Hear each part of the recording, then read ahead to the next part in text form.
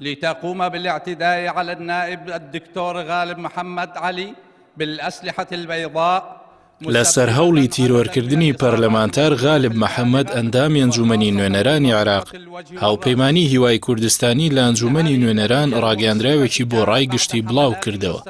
ڕاگەاندراوەکە کە لەلایەن ئەحمەدی حاجی ڕەشید ئەندامی هاوپەیمانی هیوا خوێندرایەوە تێیدا هاتووە پاش ئەو زانیاریانەی لە ماوەی ڕابردوودا لەلایەنە ئەمنیەکانی حکومەتی فیدراڵیەوە دەربارەی هەوڵی تیرۆری هەندێک لە ئەندامانمان پێگەیشت، هەروەها سەرەڕای هەڵمەتێکی چڕوپڕی بەرنامە بۆ داڕەژراو لەلایەن ڕاگەاندنەکانی سەر بەدەسەڵات لە هەرێمی کوردستان. دوای هەموو ئەوانە دەستێکی ڕەش بە بەکارهێنانی چەقۆ هێرشی کردە سەر پەرلەمانتار دکتۆر غالب محەممەد عەلی.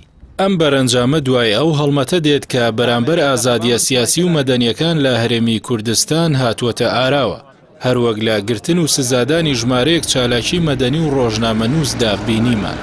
لەم ڕۆژەوە پێشوەخت داوامان لە سەرۆکاتی ئەنجومەنی نوێنەران کرد کە بەپێی مادەی 83 لە پەیڕەوی ناوخۆی ئەنجومەن لیژنەیەکی لێکۆڵینەوەی ڕاستیەکان پێک بێنێت دەربارەی ڕووداوەکانی هەرێمی کوردستان و لێکۆڵینەوە لە هۆکار و بارودۆخی ڕەفاندن و گرتنی نایاسایی چالاکوان و ڕۆژنامەنووسان بکات کە داوای سەرەتایترین مافی خەڵک دەکەن بە تایبەتی لە پارێزگاکانی هەولێر و دهۆک.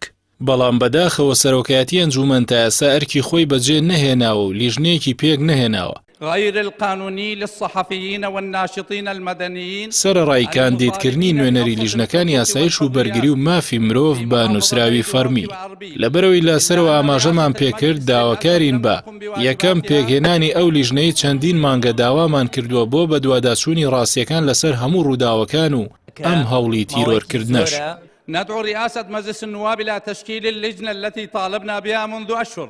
دواتریش ڕاگەاندنی ئەنجام و ڕاستپاردەکان بە ڕوونی و بەبێ مجاملەی هیچ لایەک لە سەرحسابی ماف و ئازادیەکانی هاوڵاتیان. دووەم داوا لە دەستگامنیەکانی هەرێمی کوردستان دەکەین بە تایبەت لە پارێزگای سلێمانی.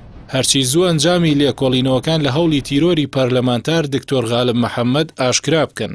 ثالثاً ندعو لتدخل الجهات الأمنية الاتحادية. سێم داوا دەکەین دەستگامنیە فیدراڵیەکان بەشداری لە لێکۆڵینەوەکانی تایبەت بە هەوڵی تیرۆری پەرلەمانتار دکتۆر غالب و ئاشکراکردنی تاوانبار و لایەنەکانی پشت ئەم ڕووداوە بکەن تاوەکو بە سزای خۆیان بگەێنرێن. هاوپەیمانی هیوای کوردستانی لە ئەنجومەنی نوێنەرانی عێراق.